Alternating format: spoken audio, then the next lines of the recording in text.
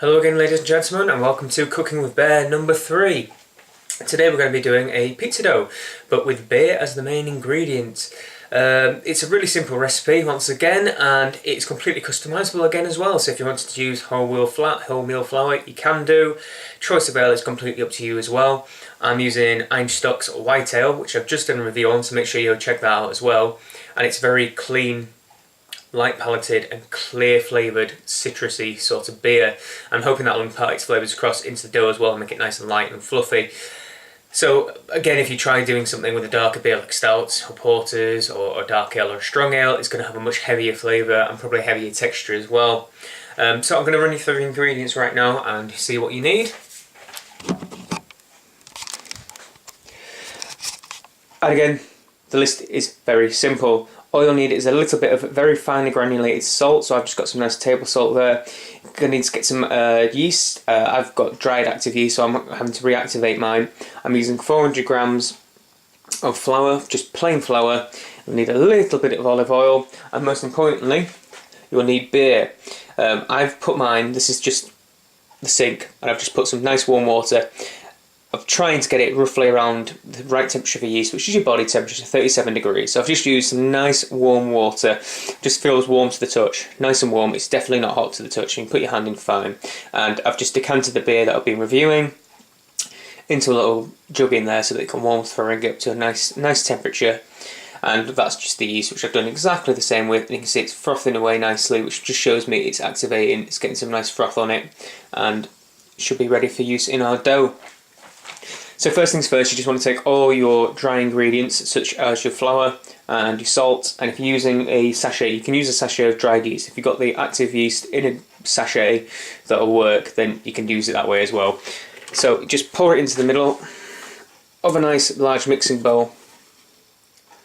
And the important thing to remember with this, and I'm just going to use a little bit of a pinch of salt as well, a little teaspoon of salt to give it a bit of flavour. You don't want to use too much salt, is one of the important things, because salt is very damaging to yeast and will prevent your dough from growing and from rising properly if you aren't careful with it.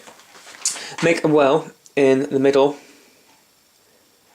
of your flour, like so, and this is where you want to be pouring in your wet ingredients, so your beer, and if you're using yeast that you have to activate, your yeast that you need to activate as well. And we're going to fill it up into the middle, make a well, and mix it in with a wooden spoon. Bring it all together into a clump in the middle, and then begin to work it with the hands and knead it. Alright, so we're just about to add in the wet ingredients into the flour.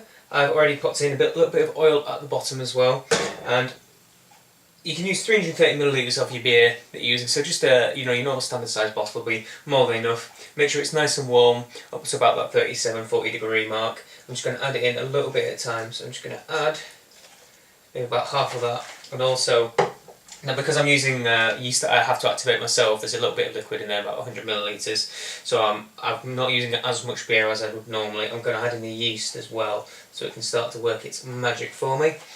And first things first, and check out the attractive pinny I'm wearing, just mix in the first little layer, first little bit, and try and combine all the first amount of flour, get it all a little bit wet at least, and then add the beer in gradually, bit by bit, to keep getting it all wetted up. Just about another half of that.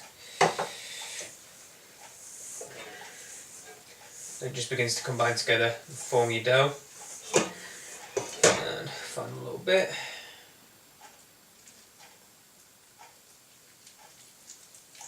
That should just about do it. And once you've got all the ingredients you can all mixed in, it is important to now go in with your hands and give it a good old knead. Make sure you're spreading all that yeast throughout the dough. So nice and clean hands. I washed all mine. I know I'm wearing some bracelets, but they'll be pretty clean anyway, and this is just for me anyway, so it'll be fine. If I affect myself, it's okay. So get your hands on in there and give it a good knead. It's going to be quite a wet and sloppy dough, and that's fine. It's supposed to be, because the beer adds a lot of liquid to the bread, but the yeast will be working its magic and turn a little bit starchier. If it is too wet for you, then you can always add more flour anyway. And I'm doing this on the wrong sort of surface really, because I'm just trying to get it to a place where my tripod for my camera can see what I'm doing. But I'm just going to pick it up and slop it down, try and aerate the bread a bit so it's got more oxygen for the yeast to be working. And you want to do this for a good 10 or so minutes. Really want to get some air into the dough. So I'm just kind of mixing it around, scooping it up with my fingers, slamming it back down again, and just reworking it, splitting it open, getting some air in there, popping it down, and just keep going. It is important that 10 minutes. I know you might get tired of it after a while, but you really want to get as much air as possible into the dough. The more this dough rises in the proving time, the lighter the base is going to be, and the easier it's going to be to work. The thinner you can make it, if you like thin that is, and the more flavour you're going to get out of it as the yeast does its fantastic work on the bread. And you can imagine this is going to be a very happy dough because it's a bottle conditioned ale that I've been using as well. So I'm hoping this is going to rise a hell of a lot and have a really, really lovely and airy dough. So, like I said, 10-15 minutes, and then all you need to do is cover up the dough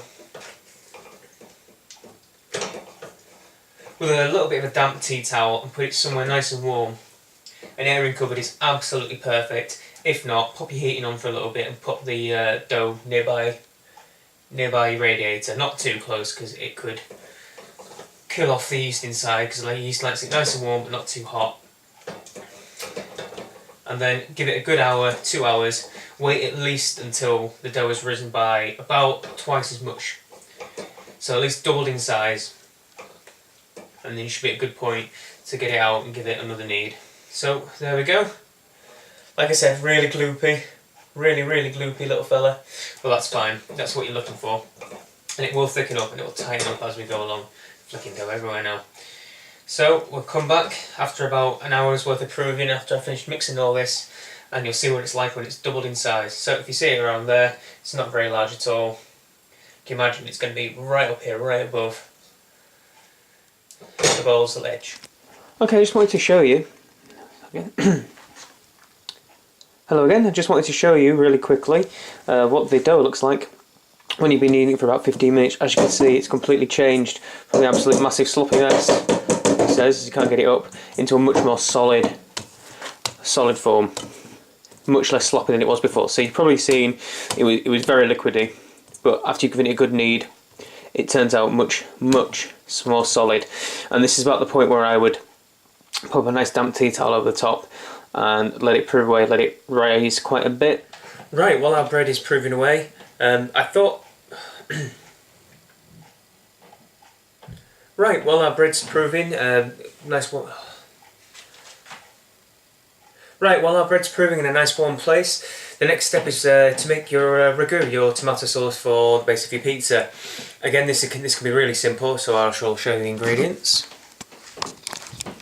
All you're going to need, in reality, is something like passata or canned tomatoes, and a few little extra bits of herbs and spices. I've got a mixed blend there from a friend, which is thyme and oregano and a few other bits and bobs. I've got some rosemary from our garden, I've got some garlic cloves, a couple of them chopped up. I'm going to use some salt, pepper, and I'm also going to throw in some sun-dried tomatoes to give it a little bit of extra flavour. In theory, all you need to do is just literally mix these ingredients together in whatever quantity you like, and then leave it to stew for a while. Just sit and steep to get all the flavours combined together. I, on the other hand, like to give mine a little bit of a cook. So, behind me, I've just got a nice little pan set up. Turn on the heat, and I'm just going to cook off the garlic and bits and bobs in it, reduce it down so it's a nice and thick mixture that we can put on top of the pizza base. Alright, okay, so it's been about an hour since we put the bread away to prove, and in the meantime I cooked up the ingredients for the ragu. For those on the camera, if you'd like to come and have a look, my dear one. Spielberg. I just literally fried off the garlic a little bit, put in all the herbs and spices I did, and let it reduce down so it's nice and thick sauce that will go on the base of the pizza. And that's as simple as that. Like I said, you don't actually have to even cook it, you can let it steep and it should be alright. And this is the dough after it's been proved. And you see it's kind of doubled in size, it's really thick and there's a ton of air in it. And in theory, I should be able to get it out of there now. And knead it. I've just put some flour on the surface to make sure it doesn't stick. And then, should be able to knock all the air out of it. Like so. You can use your knuckles.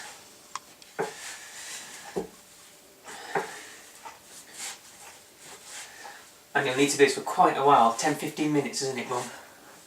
She's nodding away. And that'll just knock all the air back out of it and give you a nice light dough. And when you're finished knocking all the air out, the idea is that you spread it round like this and you work it outwards. And you can begin to form a circle. Obviously it needs a bit of work on it to get all the air out of it so we can do it. So I'll be back in a minute or two when I've managed to knead it. Okay, so I've kneaded the dough and made it into a nice little mound shape, and the idea now is that you grip and squish between your hands to kind of form a circle shape, and as you do, bring it up and hold it in the air and it'll stretch out as you're doing it. Go around, do the same, and hold it up, and the weight of the dough should, in theory, begin to form a circle shape. Keep going around, keep squidging it, stretch it out, and the more you do, the thinner and thinner it gets. Do it like there. And then, you should be able to pop it onto a tray, just to stretch the final bit out before you pop on your ingredients.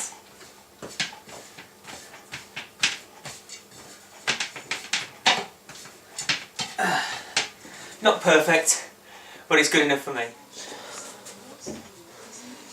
And the final part, just to try and get it out from that square shape, is just going around and pinching towards the edges like so, but just stretch it out right the way around to the edge of the tray. You can also just put it straight into a wire rack if you want to. And I'll set the oven to as high as it can do, about 245 of those, which is a fan oven, so it would be kind of equivalent to 260 degrees Celsius on a normal oven, I believe. So spread it all out, and it's all quite nice and even. Just going to flatten it down a little bit more around the edges. That should be nice and rising around the edge there. And then all you have to do now is pop on your sauce. So if I find a nice little space,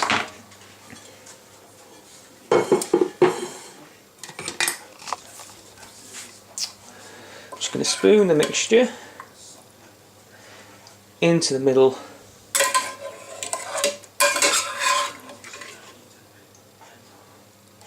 and spread it around with the base of the spoon so you don't squish it about too much.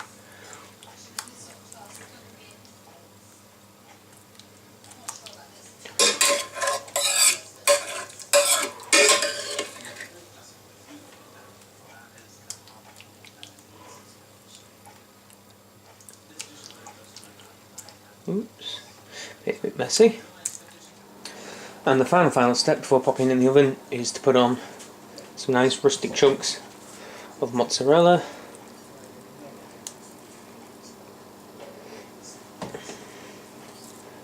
And the rest of your toppings as well, so I'm just going to squidge a bit of that off, pop that over there.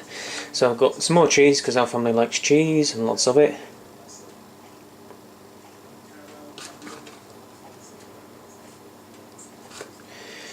And the rest of the measure, and also some dried tomatoes.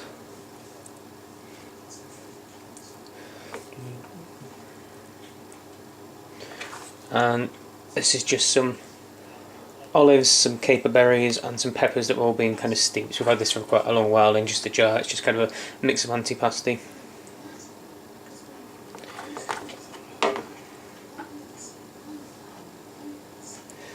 Got it in a good mix over everything. And then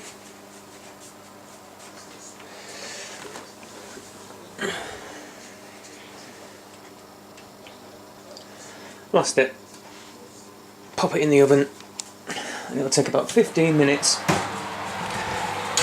to cook through, but keep your eye on it because it all depends on how much dough you've got, how thick the dough is, and I guess to some extent what beer you've got in as well. So we shall see this one in 15 minutes time. Dun, dun, dun, dun, dun, dun, dun. And there we have it. Oh, a wonderful beer-based pizza. I shall definitely get back to you and tell you how it tastes, but I can tell you it smells malty. It smells like beer, and that is not a bad thing. Alright, and the final impressions of the wonderful, fantastic, magnificent recipe that I created, or I've borrowed from elsewhere. The beer really does come through in the bread, and it gives a really sweet, malty flavour to the beer. Some of the kind of fruity flavours sort of kind of came across in a slight sense, is that the sweetness kind of tasted citrusy, so almost like a lemon or lime or something like that flavour coming through into the bread dough. But what I've noticed is the beer makes the bread really thick and really moist. So next time I'll probably use much less, or spread it out much more, or maybe split the dough in half and spread it out really thinly. I left that one quite thick, and it was very moist. And probably we could only have like much less than we thought we were going to have. But these recipes are all completely adaptable, as I've said before. You can make your own ragu to the top, you can use your own cheeses, do your own toppings, anything like that. Try a darker beer, try a rye beer, try wholemeal flour, anything like that. It's just some ideas, some food for thought. And I thoroughly enjoy doing some cooking and sharing some of those ideas with you.